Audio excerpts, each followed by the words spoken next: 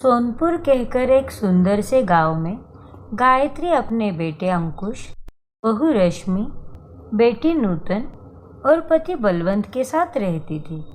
उसका परिवार बहुत अच्छा था और वो अपने पति से बहुत प्यार करती थी। बलवंत जी, ये लीजिए, ये सूजी का हलवा है। नूतन और आपको बहुत पसंद है ना? इसे भी साथ ले जाइए। अरे वाह भाग्यवान, तुम अपने सिवा दूसरों का ख्याल रखना कभी नहीं भूलती।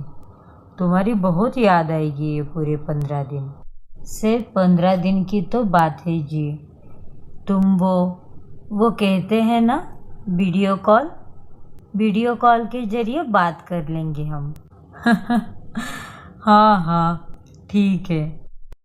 गायत्री की बेटी नूतन आज अपनी स्कॉलरशिप एग्ज़ाम देने दूसरे शहर जा रही थी और उसके साथ उसके पापा बलवंत भी जा रहे थे। लेकिन गायत्री को इस बात की खबर ही नहीं थी कि वो अपने पति और बेटी के साथ जीवन के आखिरी पल बिता रही है। बाय मम्मी, बाय भैया, बाय भाभी। अपना ध्यान रखना नूतन बिटिया, और ठीक से परीक्षा देना। All the best. हाँ mummy, thank you so much. Nutan और बलवंत कार में सवार होकर वहाँ से निकल पड़ते हैं। लेकिन थोड़ी देर बाद अचानक से टेलीफोन पर एक कॉल आता है। जब रश्मि फ़ोन कॉल रिसीव करती है तभी, हेलो जी बोलिए, मैं रश्मि शेखावत बोल रही हूँ। आप कौन? जी मैं सिटी हॉस्पिटल से नर्स संजना बोल रही हूँ। एक्चुअली आपके रिलेटिव का एक बहुत ही बुरा एक्सीडेंट हो गया है हिलवे रोड पर। और तो और हमें आपको ये बताते हुए भी दुख हो रहा है कि आपके दोनों रिश्तेदार अब इस दुनिया में नहीं रहे। आपका नंबर मिला लड़की के फ़ोन से, इसीलिए कॉल किया। जल्दी से आ जाइए यहाँ पर। नहीं, ये नहीं हो सकता। नूतन, पापा जी। क्या हुआ रश्मि बहू? किसका फोन था? बोल ना बहू, तू चुप क्यों है? रश्मि से समथिंग। क्या हुआ है? नूतन और पापा ठीक तो है ना? रश्मि बहुत घबराई हुई होती है। उसकी आंखों से आंसुओं की धारा बह रही होती है और उसके हाथ थर थर काँप रहे होते हैं। वो उन दोनों को हिम्मत जुटाते हुए बलवंत और नूतन के मृत्यु की खबर देती है। ये सुनकर गायत्री के पैरों तले जमीन खिसक जाती है। उसके लिए पूरी दुनिया एक पल के लिए मानो थम सी जाती है। नहीं, ये नहीं हो सकता, ये हरगिज नहीं हो सकता। लेकिन किस्मत के आगे किसी की भी नहीं चलती। बेचारी गायत्री विधवा हो जाती है। अपने पति और बेटी की लाश देखकर वो दहाड़े मारते हुए रोने लगती है। बलवंत जी, उठिए ना बलवंत जी, आंखें खोलिए ना। नूतन, ए मेरी बच्ची, उठ ना बाबू। अरे ऐसे कैसे जा सकते हो आप दोनों मुझे छोड़कर? गायत्री के लिए अपने पति और बेटी के बिना जीना बहुत मुश्किल हो चुका था। अब वो रंग बिरंगी साड़ियाँ नहीं पहनती थी और उसकी मांग और उसका गला हमेशा हमेशा के लिए सूना हो चुका था। माँ जी, खाना तो खा लीजिए। आपने अपनी दवाई भी नहीं खाई 2 दिनों से। अगर आपका बीपी शूट कर गया तो? माँ प्लीज़, अब आप तो अपनी सेहत का ख्याल रखिए। ऐसे कैसे चलेगा? मैंने भी अपने पिता और अपनी बहन को खोया है। मुझे कुछ नहीं खाना, मुझे अकेला छोड़ दो। गायत्री ने खाना पीना छोड़ दिया था। रश्मि रोज रात को अपनी सास को कमरे में अपने पति और बेटी की तस्वीर को गले से लगाते हुए रोते देखती। अपनी सास को जीवन में इतना दुखी और अकेले देख रश्मि को भी बहुत बुरा लगता है। धीरे धीरे समय के साथ सब ठीक होने लगता है। गायत्री खाना खाने लगती है, लेकिन वह सबसे कम ही बातचीत करती थी। एक दिन मोहल्ले की बीना आकर गायत्री की बहू रश्मि को हल्दी कुमकुम का न्योता देने आती है। रेशमी बिटिया, कल शाम को 7 बजे हल्दी कुमकुम का कार्यक्रम रखा है और उसमें तुझे आना ही है। एकदम सुहागन की तरह सज सवर कर। अब क्या है, ये बेचारी गायत्री तो नहीं आ सकती ना। क्या है, अब ये किसी भी शुभ काम में पैर रखेगी और अपना अशुभ साया लेकर चलेगी तो वो काम असफल हो जाएगा। आप कहना क्या चाहती हो बीना काकी? कहना तो मैं ये चाहती हूँ कि अब गायत्री एक विधवा हो चुकी है और एक विधवा अपशकुन का प्रतीक होती है। अगर इसका साया पड़ गया तो दिन में भी सूरज देवता को ग्रहण लग जाएगा। रश्मि अपनी सास के खिलाफ कुछ सुन नहीं पाती और वो तुरंत चिल्ला पड़ती है। बस बस बीना काकी, जितना भोंकना था भोंक दिया आपने। और आपकी ये मनुष्य शक्ल लेकर उल्टे पांव पतली गली पकड़कर कट लीजिए, वरना मैं आपको लात मारकर घर से बाहर निकालूंगी। अरे कैसी बातें करती है रे तू? आप मानेंगे नहीं लगता है। रुकिए। रश्मि झाड़ू उठाने जाती है, तभी बीना डर के मारे दुम दबाकर वहां से भाग जाती है और वो अपनी सास के गले लगती है। बस माँ जी, आई हेट टीयर्स। माँ जी, जब तक आपकी बहू है तब तक आपका कोई बाल भी बांका नहीं कर सकता। मैं हमेशा आपके साथ रहूंगी, हर पल। थैंक यू रश्मि बहू। तभी वहां पर अंकुश आता है। भाग गया साला। क्या हुआ अंकुश, तुम किसकी बात कर रहे हो? हिलवे रोड के सीसीटीवी फुटेज चेक किए, लेकिन जिस आदमी ने पापा और नूतन का एक्सीडेंट किया वो और उसकी गाड़ी नहीं मिल रही। गायत्री ये सुनकर और भी भावुक हो जाती है। अब वो ज़्यादातर समय मंदिर में ही जाकर बिताती थी। एक दिन घर लौटते वक्त वो एक केक शॉप में जाती है। मैडम, ये चॉकलेट फ्लेवर का केक देना तो। आज मेरी बहू रश्मि का जन्मदिन है, उसके लिए केक ले जाना है। ओके मैम, नाम क्या लिखूं केक पर? Happy birthday Rashmi. Okay ma'am. तभी अचानक से उस केक शॉप में आग लग जाती है और सब जलने लगता है। सभी अपनी जान बचाते हुए बाहर भागने लगते हैं, लेकिन बेचारी नादान गायत्री आग के बीचों बीच फंस जाती है। तभी उसे बचाने के लिए एक आदमी आता है और वो उसे अपनी बाहों में उठाता है और आग से बचाकर बाहर ले जाता है। तुम यहाँ कैसे? मेरा मतलब आप यहाँ कैसे अमिताभ जी? मैं दरअसल इसी कॉलोनी में शिफ्ट हो गया हूँ गायत्री। तुम्हें इतने सालों बाद देखकर सच में दिल को बहुत सुकून मिल रहा है। तुम्हें याद है ना हमारे बचपन के वो दिन? हाँ अमिताभ जी, मुझे सब याद है। ओह प्लीज़, तुम्हारी शादी हो गई है इसका मतलब ये नहीं कि तुम मुझे तुम कहकर नहीं पुकार सकती। मुझे यह अमिताभ जी सुनना बिल्कुल पसंद नहीं। तुम मुझे पहले कैसे अमित कहकर पुकारती थी वैसे ही पुकारो। मुझे देर हो रही है, मैं जा रही हूँ। रुको गायत्री, तुम्हारा मंगलसूत्र, तुम्हारी बिंदी कहाँ पर है? बलवंत जी नहीं रहे और ना ही मेरी चुटकी नूतन। क्या? गायत्री रुको तो। गायत्री वहाँ से चली जाती है। अमिताभ और गायत्री दोनों बचपन के दोस्त थे, लेकिन समय के साथ दोनों की शादियाँ हो गई और दोनों अलग हो गए। अमिताभ पड़ोस के एक दोस्त से गायत्री के बारे में सब जान लेता है और उसे सब कुछ जानकर बहुत बुरा लगता है।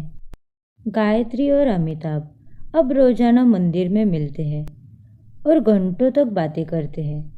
अमिताभ उसे शॉपिंग मॉल, थिएटर, पार्क, समुंदर किनारे घुमाने ले जाता था। गायत्री और अमिताभ दोनों इस बात से बेखबर होते हैं कि उन दोनों के बीच प्यार पनपने लग रहा था। ऐसे ही एक दिन जब वह समुंदर किनारे घूमने चले जाते हैं।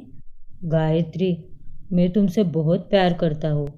मैं भी तुमसे प्यार करती हूँ अमित, लेकिन ये दुनिया हमारे प्यार को नहीं स्वीकारेगी, हमें एक नहीं होने देगी अमित।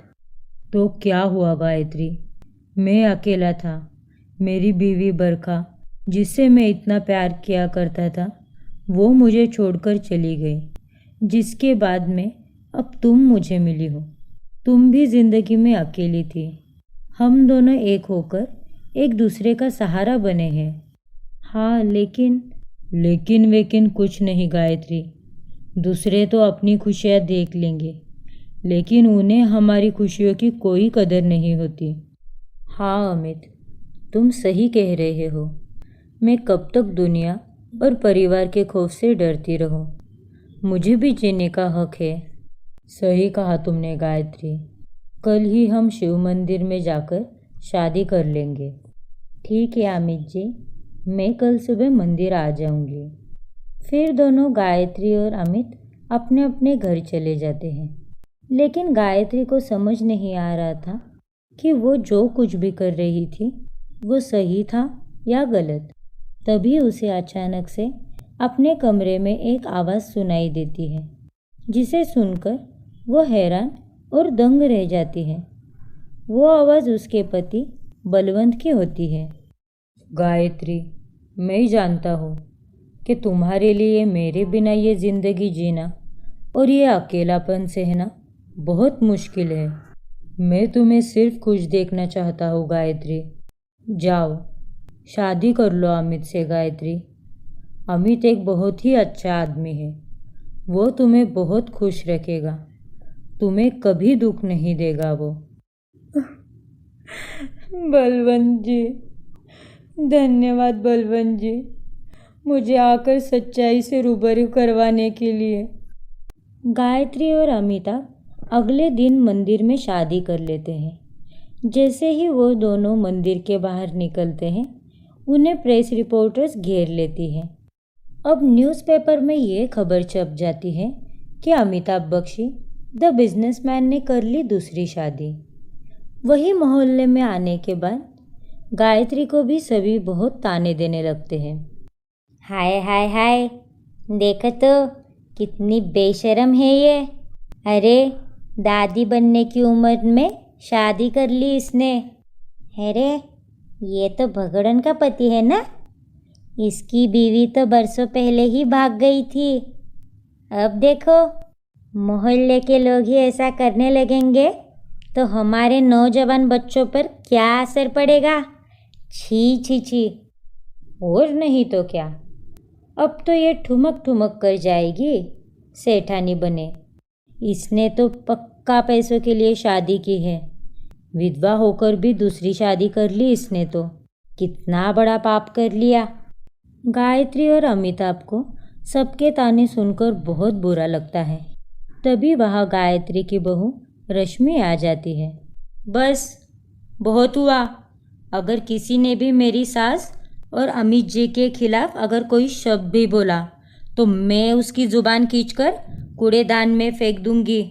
और आप विमला चाची, आप तो पिछले हफ्ते ही भूषण काका की शादी में जलेबियाँ ठूस रही थी।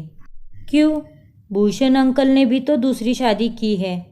उनकी बीवी को तो मरे हुए 1 महीना भी नहीं हुआ।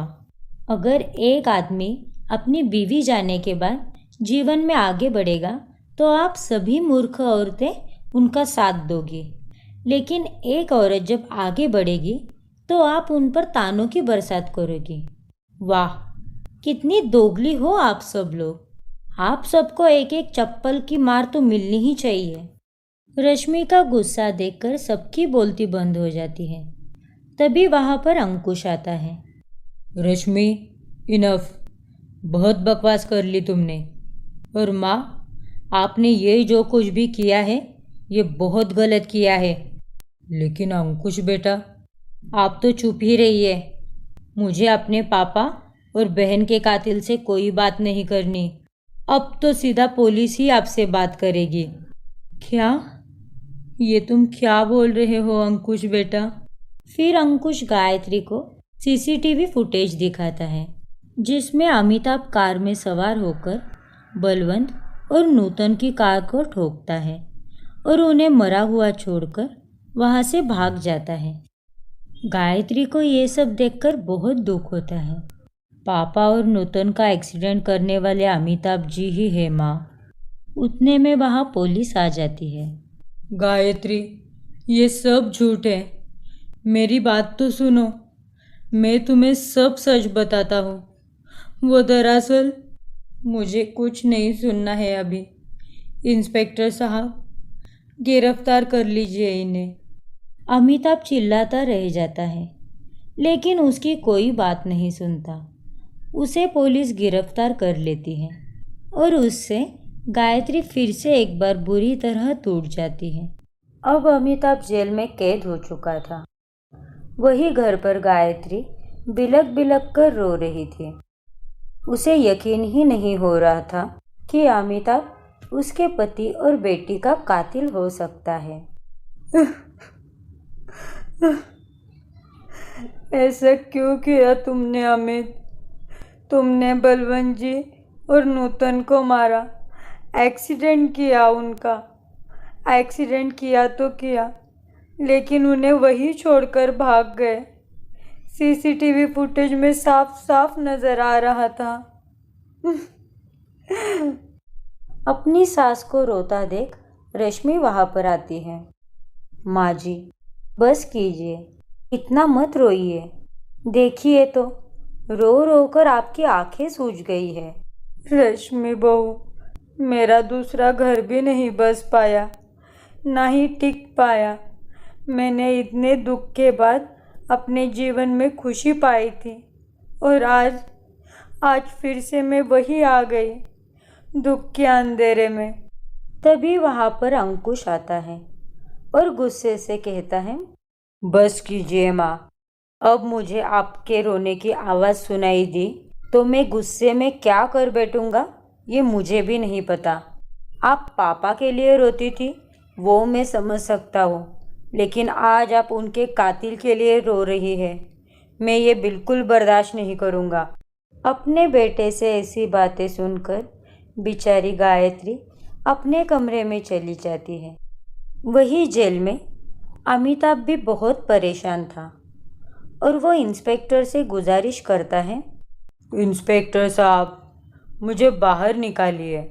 मैं बलवंत और नूतन का कातिल नहीं हूँ।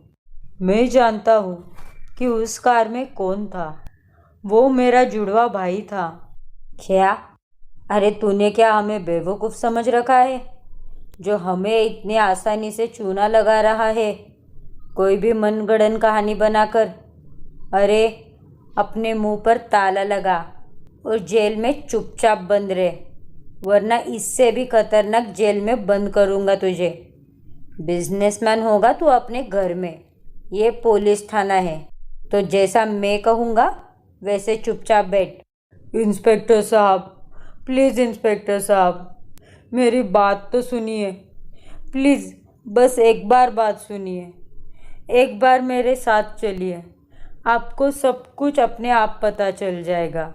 चल ठीक है, अगर तू इतनी भीख मांग ही रहा है तो दे देता हूँ तुझे एक मौका। फिर इंस्पेक्टर अमिताभ को जेल से बाहर निकालता है। तभी अमिताभ इंस्पेक्टर को एक शमशान में लेके जाता है, जहाँ वो इंस्पेक्टर को अपने जुड़वा भाई और अपनी तस्वीर दिखाता है और अपने जुड़वा भाई के कफन के पास ले जाता है और उन्हें पूरी कहानी बताता है।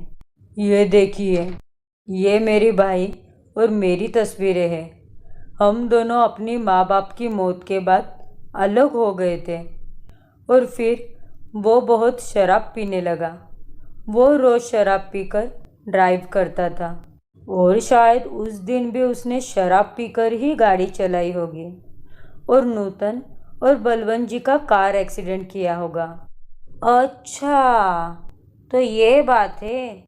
लेकिन अगर ऐसा है तो फिर तुम्हारे जुड़वा भाई की मौत कैसे हुई? उसकी मौत भी पिछले महीने ही हुई है, बलवंत जी और नूतन की मौत के बाद। उसने शराब पीकर किसी के साथ हाथापाई की और फिर कुछ लोगों ने मिलकर उसे बहुत मारा। मैं उस जगह तक पहुंच जाता तब तक वो मर चुका था। किस्मत का ये बहुत बड़ा इत्तेफाक है कि मैं गायत्री से मिला और हम दोनों ने शादी कर ली। लेकिन गायत्री के पति और बेटी की मौत का जिम्मेदार मेरा ही जुड़वा भाई निकला। फिर इंस्पेक्टर सारे सबूतों के साथ गायत्री, अंकुश और रश्मि को अमिताभ की बेगुनाही के बारे में बताते हैं और सब सच से रूबरू हो जाते हैं। मैं जानती थी कि तुम ऐसा नहीं कर सकते। मुझे अंदर ही अंदर तुम पर पूरा भरोसा था कि तुमने ऐसा नहीं किया होगा। You are the best Amit ji. Amitabh ji, I am really sorry. मैंने आप दोनों के प्यार को समझने में भूल कर दी और आपको मेरे पापा और बहन की मौत का दोषी ठहराया, वो भी बिना किसी सबूत के। इट्स ओके अंकुश बेटा, अगर तुम्हारी जगह कोई और भी होता तो उसे भी यही कन्फ्यूजन हो जाता। लेकिन कोई बात नहीं, अंत भला तो सब भला। सभी एक दूसरे के गले लगते हैं और फिर से गायत्री की जिंदगी में खुशियों की बहार आ जाती है। माँ, अमिताभ जी, हम चाहते हैं कि अब हम आप दोनों की शादी कराएं। मैंने आप दोनों को बहुत दुख दिया है, इसीलिए मैं अपनी गलतियों का पश्चाताप करना चाहता हूँ। हाँ अमित जी, मैं अपनी सास की दूसरी शादी करवाना चाहती हूँ और अपनी सास का कन्यादान भी करना चाहती हूँ। धन्यवाद बच्चों, मैंने कभी सोचा नहीं था कि इतने बड़े दुख के बाद मेरी ज़िंदगी में फिर से खुशियों की बौछार होगी। धन्यवाद अमित, मेरी बेरंग ज़िंदगी में फिर से रंग भरने के लिए। चलो अब सब लोग गम को टाटा बाय बाय बोलो और खुशियों को वेलकम करो और सिर्फ मुस्कुराते ही रहो। हाँ अमित, चलो जल्दी से शादी की तैयारियां शुरू करते हैं। और हाँ रश्मि बहू, मेहंदी की रस्म के लिए जो मेहंदी भिगाओगी उसे लोहे की कढ़ाई में हरगिज मत भिगाना। ठीक है माँ जी, जैसा आप कहो। शादी की तैयारियां होने के बाद रश्मि और अंकुश दोनों अमिताभ और गायत्री की शादी करते हैं। गायत्री अब अमिताभ के साथ एक नए बंगले में शिफ्ट हो जाती है और वो अब फिर से एक बार अपनी नई घर गृहस्थी शुरू करती है। अमिताभ और गायत्री एक सुखद और समृद्ध जीवन जीने लगते हैं और अमिताभ गायत्री को दुनिया की सारी खुशियाँ देता है। लेकिन एक सुबह उनके बंगले की बेल बजती है। अरे, इतनी सुबह कौन होगा? मैं अभी देखती हूँ। नहीं गायत्री, तुम नाश्ता करो, मैं देखता हूँ। Don't worry. फिर अमिताभ दरवाज़ा खोलने चला जाता है। तभी वो वहाँ पर बरखा को देखता है। बरखा उसकी पहली बीवी होती है जो उसे छोड़कर भाग गई थी। बरखा के कपड़े फटे हुए होते हैं और उसका होलिया भी बिगड़ चुका था। एमी, वो मेरे पीछे गुंडे पड़े हैं, मुझे बचा लो एमी, प्लीज़ मुझे बचा लो, मुझे बहुत डर लग रहा है। क्या तुम ये सब क्या बोल रही हो? और ये गुंडे क्यों पड़े हैं तुम्हारे पीछे? अमिताभ आगे कुछ बोल पाता उससे पहले ही बरखा कस के अमिताभ के सीने से लग जाती है और ये सब गायत्री देख लेती है। तभी हवाएं तेज चलने लगती हैं और गायत्री और अमिताभ की फ़ोटो फ्रेम भी टूटकर नीचे गिर जाती है। अब मैं तुम्हें फिर से अपना बनाने आई हूँ अमित। गायत्री, तुम्हारी उल्टी गिनती शुरू हो गई है अब। फिर अमिताभ बरखा को सोफे पर बिठाता है और गायत्री उसे पानी देती है। Thank you Gayatri. वैसे कॉन्ग्रेचुलेशंस तुम दोनों की शादी के लिए। मैं जानती हूँ कि एमी ने तुमसे शादी की है। अब एमी इतना बड़ा बिजनेसमैन है तो उसकी ज़िंदगी की हर छोटी से छोटी खबर भी तेज़ी से वायरल हो जाती है। वो तो है। बरखा, मैं तुम्हारे साथ सिक्योरिटी भेजता हूँ, तुम उसके साथ अपने घर चली जाना, तुम्हें कुछ नहीं होगा, तुम सेफ रहोगी। नहीं नहीं एमी, वो गुंडे मेरे पीछे आज नहीं बहुत दिनों से पड़े हैं, इसीलिए मैंने सोचा है कि मैं अब ये शहर छोड़कर चली जाऊँ यहाँ से। मेरी फ़्लाइट की टिकट्स भी बुक हो गई है, 2 दिन बाद की है।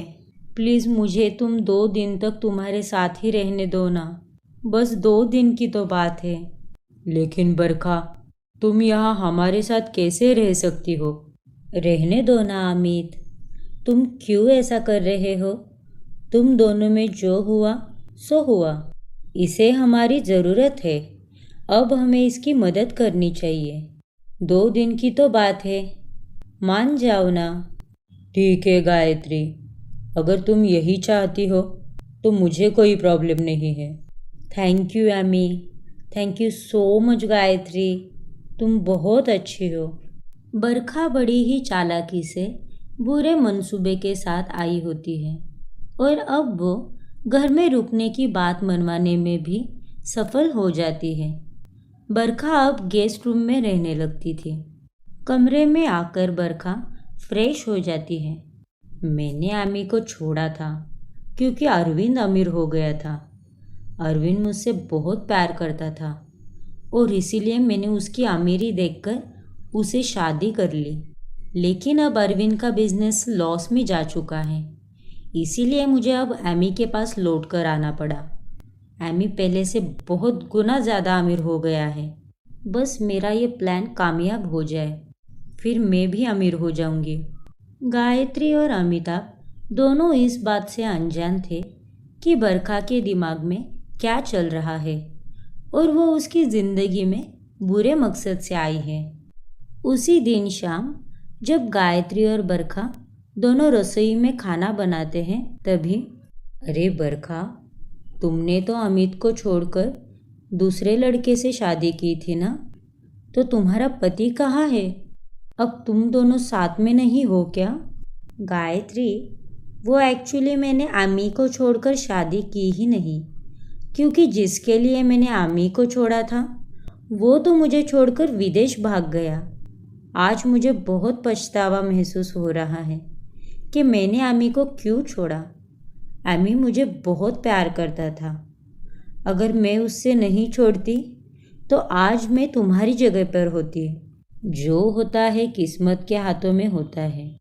अच्छा गायत्री, क्या तुम मुझे आमी फिर से दे दोगी? क्या तुम मुझे अपना पति फिर से दे दोगी? क्या तुम ये घर छोड़कर चली जाओगी? मैं आमी से बहुत प्यार करती हूँ, प्लीज़ गायत्री। ये तुम कैसी बातें कर रही हो बरखा? तुम ठीक तो हो ना? मजाक कर रही हो यार। तुम भी ना 1 मिनट में तुम्हारे पसीने छूटने लगे। देखो गायत्री, मैं तुम्हें एक बात क्लियर कर देती हूँ। मुझे एमी से प्यार था, वो अब ख़त्म हो चुका है, क्योंकि मैं नहीं चाहती कि मेरे कारण तुम दोनों में दूरियां आ जाए।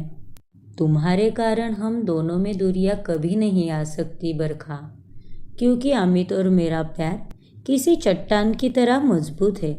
कोई चाहकर भी हमें अलग नहीं कर सकता, किसी के पिता भी नहीं। ये तो बड़ी अच्छी बात है गायत्री। बरखा हंस तो देती है, लेकिन अंदर ही अंदर बहुत गुस्सा होती है। कुछ ज़्यादा ही बोल रही है ये चुड़ैल। मन तो कर रहा है कि खलबत्ते में मसाले की जगह इसे पीस दो, लुच्ची बरगद वाली चुड़ैल। उस रात बरखा गेस्ट रूम में सो जाती है। अगली सुबह, आज का दिन यहाँ पर मेरा आखिरी दिन है।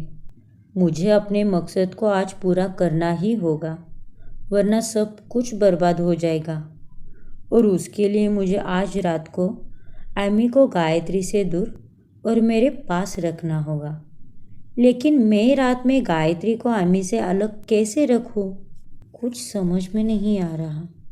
आइडिया, शाम को गायत्री जब बाजार जाएगी तभी मैं अपने गुंडों को पैसे देकर उसे किडनैप करवाऊंगी और यहाँ पर एमी के साथ जो करना है वो मैं आसानी से कर पाऊंगी। शाबाश बरखा। शाम में जब गायत्री बाजार जाती है तभी उसके पीछे बरखा ने भेजे हुए गुंडे पड़ जाते हैं और वो उसे किडनैप करके एक जगह ले जाते हैं और उसे एक कमरे में लॉक कर देते हैं। वहाँ अमिताभ गायत्री के घर ना आने की वजह से बहुत परेशान होता है। अरे बरखा, क्या गायत्री तुम्हारे साथ है? पता नहीं कहाँ चली गई। ओफो एमी, तुम भी ना। मेरे मजनू साहब, आपकी लैला जाते हुए कहती गई है कि उसे आने में देर हो जाएगी और वह पहले बाजार जाने वाली थी, फिर मंदिर, फिर वहाँ से वह अपनी सहेली के घर भी जाने वाली थी क्योंकि उसकी सहेली की बेटी को बेबी हुआ है ना, इसीलिए। ओह गॉड, ये गायत्री भी ना बता कर तो जाना चाहिए था कि कौन सी सहेली के पास जा रही है। यहाँ पर मेरी जान निकली जा रही है। अरे एमी, तुम चिल करो और ये लो, ये चिल्ड मैंगो शेक पियो। गर्मी में मैंगो शेक नहीं पिया तो क्या पिया? ये लो एमी, हैव इट। नो बरखा, मन नहीं है मेरा, तुम ही पियो इसे। जब तक गायत्री नहीं आ जाती मुझे चैन नहीं मिलेगा। अरे ये क्या बात हुई भला? चलो चलो पियो इसे। बरखा ज़बरदस्ती अमिताभ को वो मैंगो शेक पिलाती है, जिसके बाद अमिताभ नशे में टल्ली हो जाता है। अरे बरखा, ये तुमने क्या पिलाया मुझे? तुम ऐसा क्यों करती हो? मुझे छोड़कर चली गई ना? जाओ, अब क्यों आई हो? मैं मेरी गायत्री के साथ बहुत खुश हूँ। वो मैं जानती हूँ एमी, तुम्हें बस मेरा एक छोटा सा काम करना होगा एमी। करोगे अपनी गायत्री के लिए? अरे मैं अपनी गायत्री के लिए कुछ भी कर सकता हूँ। कुछ भी बोलो, क्या करना है? तुम मुझे अपने सारे लॉकर्स की चाबियाँ दो और इन पेपर्स पे भी साइन करो। अमिताभ नशे की हालत में उन पेपर्स पर साइन कर देता है और वो बरखा को सारे लॉकर्स की चाबियाँ भी दे देता है, जिसके बाद बरखा उन सभी लॉकर में रखे नोटों के बंडल्स और जेवरात चुराकर वहाँ से भागने लग जाती है। चलो, मेरा मकसद तो पूरा हो गया। मैंने एमी से प्रॉपर्टी पेपर्स पर साइन करवा ली है। अब उसकी बाकी शहरों की सारी जायदाद भी मेरी हो जाएगी। सारा पैसा और जेवर भी लूट लिए हैं मैंने। अब बस जल्दी से जल्दी मुझे ये शहर छोड़कर भागना चाहिए, क्योंकि एमी अब कुछ देर का ही मेहमान रह गया है।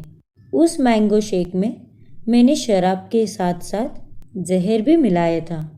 फिर बरखा वहाँ से भाग जाती है। कुछ देर बाद घर पर रश्मि और अंकुश आता है। उन्होंने साथ में मिठाई लाई होती है। मेरे प्रमोशन की बात सुनकर माँ बहुत खुश हो जाएगी, तुम देखना। हाँ अंकुश, मैं तो माँ जी और अमित जी को मिलने के लिए बहुत ज़्यादा एक्साइटेड हूँ। लेकिन जैसे वो दोनों बंगले में जाते हैं, वो देखते हैं कि अमिताभ फर्श पर लेटा पड़ा था, वो भी मरा हुआ। अमिताभ को उस हालत में देखकर वो दोनों बहुत डर जाते हैं। अमित जी? अंकुश और रश्मि अमिताभ को फर्श पर पड़े हुए देखकर बहुत हैरान हो जाते हैं। रश्मि की तो सांसें ही अटक जाती हैं। वही बरखा टैक्सी में बैठकर अपना मुंह ढक के जा रही होती है और वो पैसों को देख के गाना गाने लगती है। मुंबई की ना दिल्ली वालों की, बरखा है पैसे वालों की। मुंबई की ना दिल्ली वालों की, बरखा है पैसे वालों की। मैं इतनी अमीर हो जाऊंगी कि सब मेरे गुलाम बन जाएंगे। थैंक यू भगवान जी, मेरा इस सब में साथ देने के लिए, क्योंकि मैं जानती हूँ अपने लिए सोचना स्वार्थ नहीं होता, बल्कि अच्छी बात होती है। तभी अचानक से टैक्सी ड्राइवर गाड़ी रोक देता है। अबे ओ घोचू टैक्सी ड्राइवर, इधर क्या मुफ्त का खाना बट रहा है क्या? जो तूने यहाँ पर गाड़ी रुका दी? मैडम जी, चेक पोस्ट है इसीलिए रुकाई है। लेकिन ये एसआई साहब आपकी तस्वीर लेकर क्यों खड़े हैं? आप कोई हीरोइन हो क्या?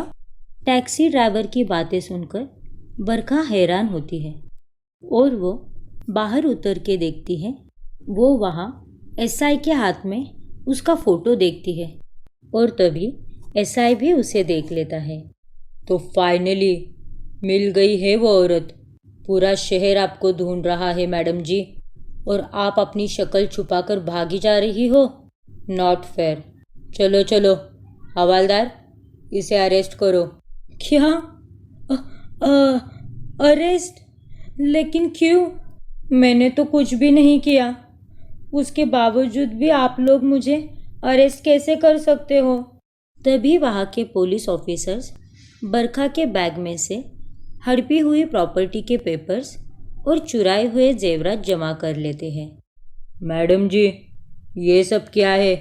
हमें चूना लगा रही थी क्या आप? अब ये सब नाटक करने का कोई फायदा नहीं, समझ में आया ना?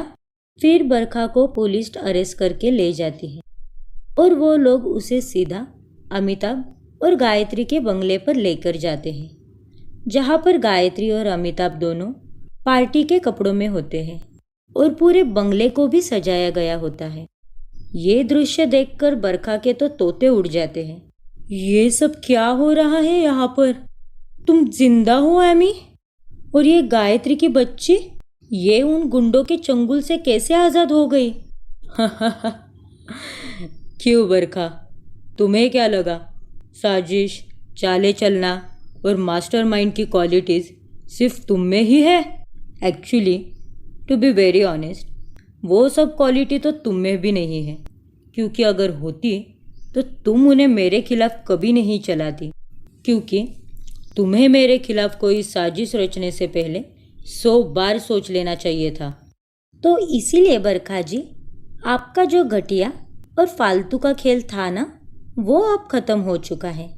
आपकी सच्चाई सब लोगों के सामने है। लेकिन ये सब हुआ कैसे? तभी अमिताभ उसे सारी सच्चाई बता देता है। मैंने तुम्हें गुंडों को पैसे देते वक्त देख लिया था। तुमने उन्हें गायत्री को किडनैप करवाने के लिए पैसे दिए थे ना?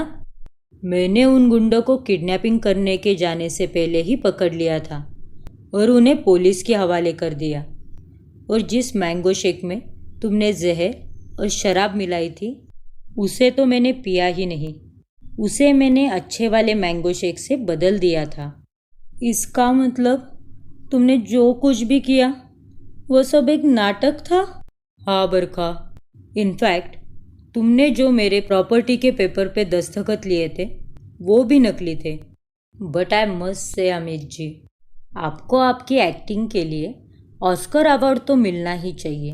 क्या कमाल की एक्टिंग की है आपने। ये इस बरखा के चेहरे के एक्सप्रेशन साफ साफ बता रहे हैं। Oh shut up you idiot, you shut up. एक लपड़ मारूंगी ना तो 7 समुंदर पार जा गिरेगी।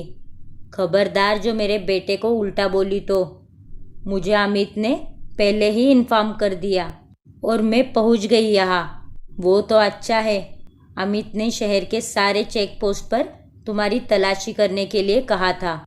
आखिर तुम मिल तो गई। तुम्हारा भांडा अब हमेशा हमेशा के लिए फूट चुका है बरखा। अब इस सौतन की जेल में चक्की पीसने का वक्त आ गया है, और वो भी उम्र भर। शुभ यात्रा। बरखा अब पूरी तरह फंस चुकी थी। पुलिस उसके हाथों में हथकड़ियाँ पहनाती है और उसे जेल में कैद कर देती है। वही सभी लोग बंगलों के टेरेस पर अंकुश के प्रमोशन का केक कट करते हैं और उस खुशी में अमिताभ और गायत्री अब फिर से एक होने की खुशी भी मनाते हैं। रश्मि भी अपनी सास की नज़र उतारती है। अब इस राधा किशन के जोड़ी को किसी की भी बुरी नज़र नहीं लगेगी। थू थू थू। हाँ, क्योंकि हम दोनों हैं ना आप दोनों की हिफाजत करने के लिए। Thank you Ankush, thank you Rashmi बहू। गायत्री, अब जब तुम मुझे मिल ही गई हो तो मैं तुम्हारे लिए एक गाना गाना चाहता हूँ। इश, क्या आप भी बच्चे हैं हमारे बच्चे भी तो हमारी इस प्रेम कहानी के गवाह रहे हैं, उसमें क्या शर्माना। This is for you Gayatri, my sweetheart. फिर अमिताभ हाथ में गुलाब का फूल लेकर गायत्री की आंखों में प्यार भरी नजरों से देखकर गाना गाने लगता है। हमारी गजल है तसव्वुर तुम्हारा, तुम्हारे बिना अब न जीना गवारा, तुम्हें यूं ही चाहेंगे, तुम्हें यूं ही चाहेंगे जब तक है दम, बहुत प्यार करते हैं तुमको सनम, बहुत प्यार करते हैं तुमको सनम। ये गुलाब का फूल तुम्हारे लिए। I love you Gayatri. I love you too Amit. इस तरह से आखिरकार अमिताभ और गायत्री एक हो ही जाते हैं। उन दिनों के बाद वो दोनों एक अनाथ आश्रम से एक प्यारी सी छोटी बच्ची को गोद ले लेते हैं और उसकी परवरिश करते हैं। वो दोनों उसका नाम परी रखते हैं और अमिताभ, गायत्री और परी उम्र भर खुशी से साथ रहने लगते हैं। एक विधवा भी अपनी जीवन फिर से जी सकती है। ज़रूरी नहीं कि पति के जाने के बाद उसकी दुनिया ही ख़त्म हो जाए। ऐसे ही हर रोज़ एक नई कहानी देखने के लिए हमारा चैनल अभी सब्सक्राइब कीजिए और बेल आइकॉन दबाना ना भूलें।